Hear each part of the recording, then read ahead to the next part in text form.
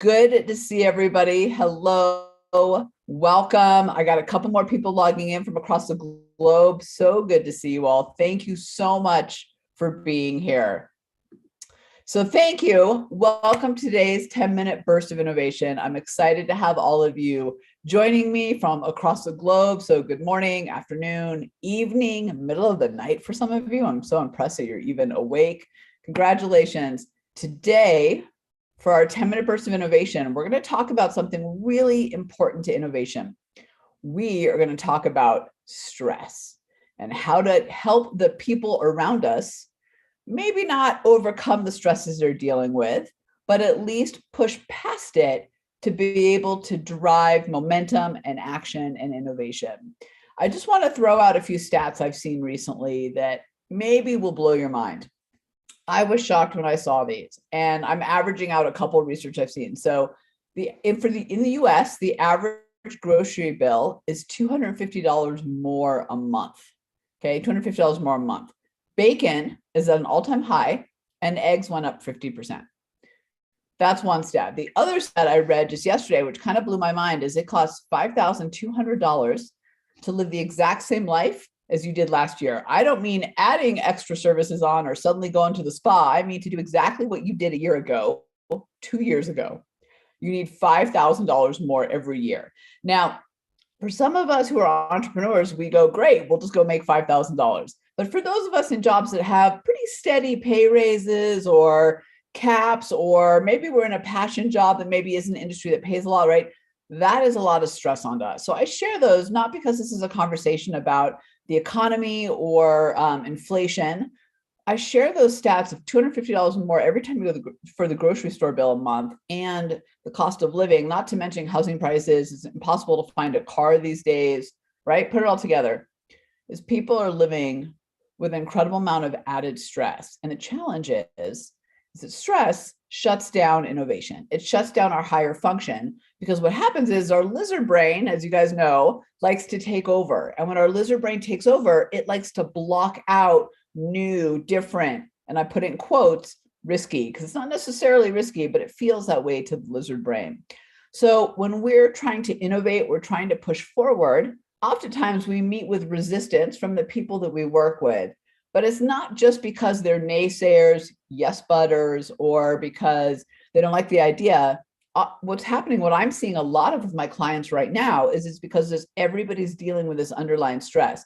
Even if the stress isn't in your job specifically, even if you're looking at them and going, well, that's not stressful what he has to do. Everything going on in the world is stressful. And I believe there's a collective just consciousness of stress going on. And the challenge with stress is stress and fear, which kind of go together, is actually biologically hardwired into us. We can't get over it. And it is really meant for like a quick surge, right? Like a quick surge of stress and fear, like, there's a saber-toothed tiger coming, I should run, or, oh, my house is on fire, I got to get up in the middle of the night. But as I think you all know, and put in the chat bar, tell me if you disagree, we are all dealing with just an underlying current of stress that's not going away. You turn on the news and it's Ukraine and Russia and the implications of that. Gas prices, I haven't even gotten into that. I was just in California for the weekend where I paid almost $6 a gallon for gas. It's $4 in Colorado.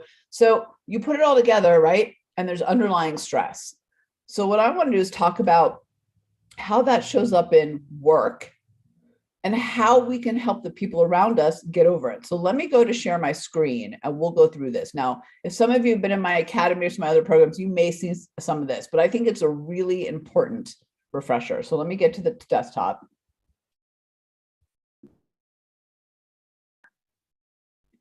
Excuse me, put myself on mute to cough. I've got, like I said, I did a half Ironman, and it was an Ironman event, but those distances this weekend, I'm a little congested. Okay, so let's talk about, let me get the chat bar up because I really want you guys chatting on this one. I want to hear what you have to say about this. Yeah, Emily, you agree that everybody's dealing with stress. Let me talk a little bit about how this shows up at work, because it doesn't show up in the, right, like this extreme. It shows up in very insidious ways. And it shows up, stress keeps us in fear, right? It keeps us in fight, flight, or freeze. Now, my go-to is sometimes fight, and oftentimes, oddly enough, freeze. We all have a go-to. But here's how fight shows up at work, right? When we're just constantly dealing with that undercurrent of stress. People say things like, it will never work, or, but we can't, or here's the 10 things that are wrong with it, right? They're really fighting the idea. How many of you have had that in a meeting where the people on the other side of the table just give you all the yes buts and reasons why it won't work? They're in a little bit of fight. The second one is flight. Now, flight is interesting because you wouldn't think that shows up at work, but it absolutely does. I see this one the most, actually. And that is like, well, let's table this for now, right? You're trying to avoid the idea, or I can't add that to the plate right now. Now, people are doing more with less. So people do have a lot on their plate, but sometimes this is actually a flight of people avoiding have to deal with something. And my favorite, and this is the one, and I know you've seen this in people, excuse me, where their eyes gloss over and they just are like, yeah, okay, whatever. It's like you beat them into the ground about it. Like that's actually flight, because they're just like, they've just kind of washed it over. Like they've just gone numb to the whole thing. And then there's freeze, and freeze is kind of where, you know, you get the scrambled eggs brain and you don't have anything to add, or it's like you just don't know what to do. Gobbledygook comes out of your mouth. Suddenly you are stressed out, and like everything that you think is like just wrong and the research you've done is wrong, like all that confidence goes out the window. That's freeze. So first of all, we all have a default: fight, flight, or freeze. Like I said, I'm fight with a lot of freeze, which is interesting. And the people around us have it too. So think about the last interaction you had. This could be one-on-one. This could be one on 100, like whatever it was. Think about the types of reactions you got back to you. And it could be because people are dealing with so much stress. We, as the innovators trying to push things forward, helping them be innovators, need to help them overcome the stress, the fear, and try to push forward. So I want to give you some tools on how to do that. Oh, let me back up. I want to share with you a little bit of why. And I'm going to focus on the lizard brain on this one. So first of all, we have this brick wall called the RAS, reticular activating system. And the job of that is it's confirmation bias, right? It's to only let in what you already believe, already confirmed to be true. Now, it's hard to innovate new, different, shifting, pivoting when the only things your brain is letting in is things it already agrees with, right? Yesterday's solutions, yesterday's success.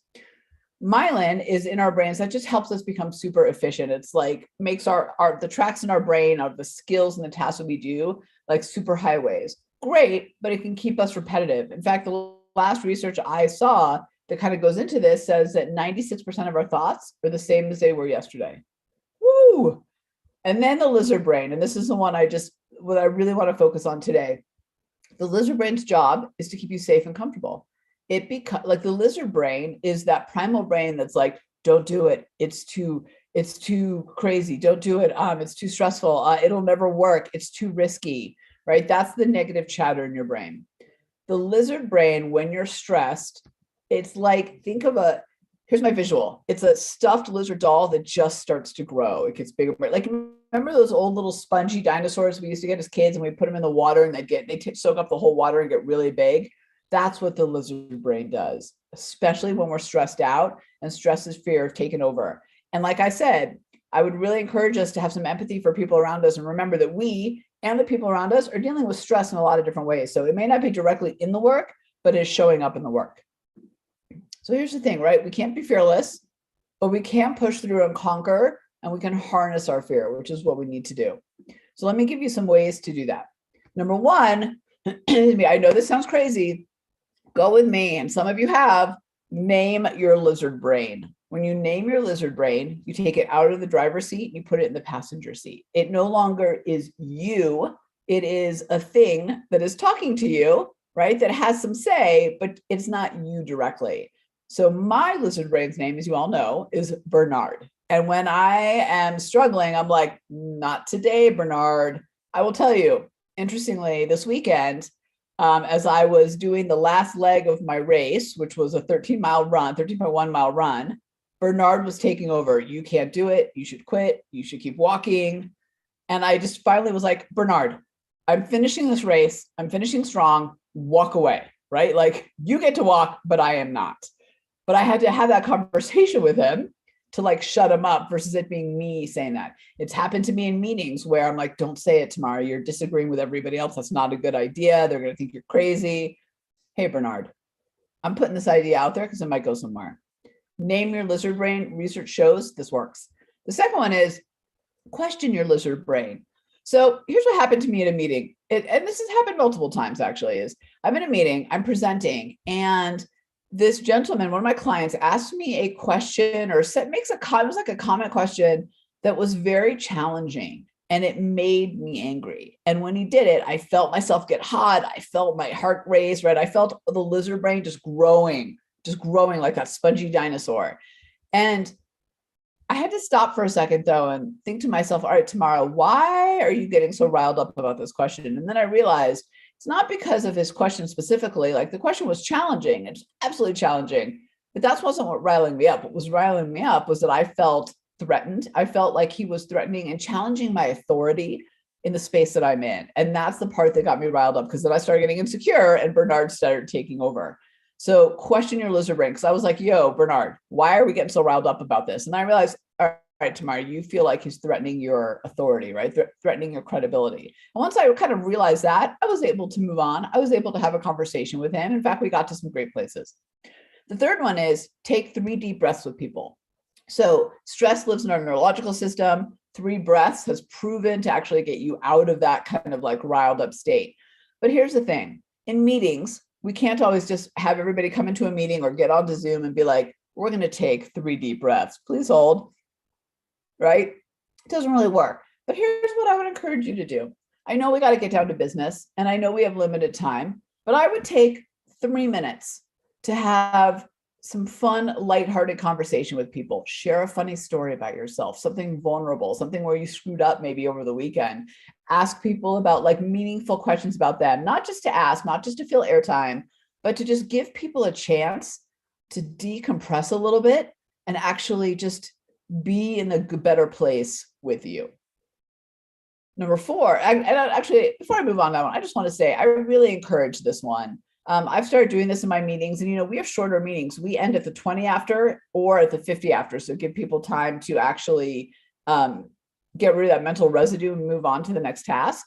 But I've started taking just 3 minutes at the beginning to be like, hey, what's going on? How are you? Like, hey, what happened this weekend that, you want to share with us? What's an interesting story you got this weekend? Like whatever it is. I know my people don't know what questions to ask, but you get the point. Just take a moment to give people a chance to just not be so riled up with you, and then move into the content. I know we're busy. I know we don't want to waste time. This isn't wasting time. This makes us more connected and more productive and more innovative. All right, number 4, play devil's advocate. Well, what if we looked at this differently? This just helps us ease our way into new ideas.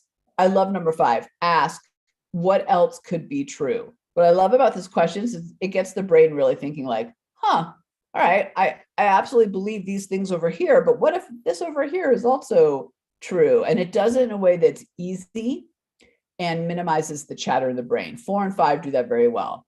And then the 6th one, which I love, of course, is tell me more. So when someone gets riled up, when I see someone starting to challenge me, when I see them getting into fight, flight, or freeze, instead of trying to battle them one-on-one, jump to solution, answer their questions, tell them why they're wrong, I will stop and go, okay, Paul, that's interesting. Tell me more. Here's what happens with tell me more. It gives people a chance to really clear their head and think deeper about what they're even saying. Most of us are playing on, when we're stressed out, we play on the surface. So it gives people a chance to get down a little bit deeper. It gives them a chance to take their 3 deep breaths in a different way. And we get to a more meaningful conversation, which gets to more innovation, more connection, more collaboration on the back end. Okay, so I want to review, but I want you, if you're on the Zoom thing, or even if you're on one of our streams, put it in the comment or in the chat in the comment section. I want you to tell me, what are you getting out of today? What's your kind of big aha or insight in a sentence or in a phrase? What's the thing you're taking away? What of these are you going to do? I'm going to go back for a second. Think about how this shows up for people. Okay. The fight, flight, or freeze that we're all living with, just a little bit more stress. When you think about inflation, when you think about kind of just the busyness, when you think about the uncertainty in the world, health, like all of the above, right? People are in fight, flight, or freeze more often, but we can help them push through it and get to more of this. So tell me in the chat bar. So Jerry says, I didn't realize, but you nailed it, how my team is really in fight, flight, or freeze. I was thinking about it in relation to work, but the truth is they're bringing their personal life into, of course they are. Yes, Jerry, that's a great way to say it. Of course they are. Yes.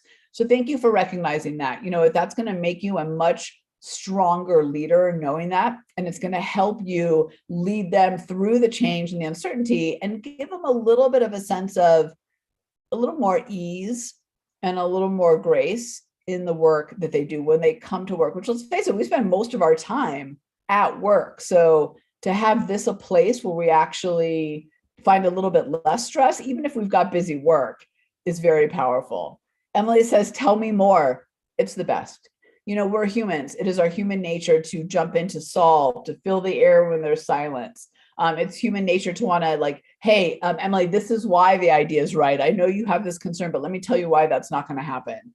Well, the minute I feel myself getting there, I stop and just say, oh, that's interesting. Tell me more. And as some of you have heard the story, maybe I'll tell it another time.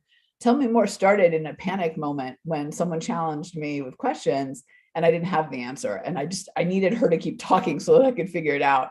But I learned a very, very valuable lesson that day about the power of tell me more. Oh, good, great. So Carrie says she realized that she's in freeze more than she thinks. She's going to work to get out of that by naming lizard brain. Yes, name your lizard brain.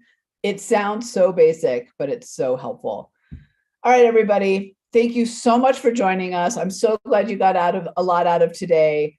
Let's get out there. Let's push our way through. Innovation helps us, remember, work smarter, not harder. It helps us see, instead of banging up against that brick wall, that innovative mind is what helps us figure out how to get around it, over it, under it, through it, maybe even turn it into a trampoline that springboards us up into the future. It's so powerful, that innovative mind, but we got to push past the stress, the fight, flight, or freeze to get there, and the people around us, because we can't do it alone.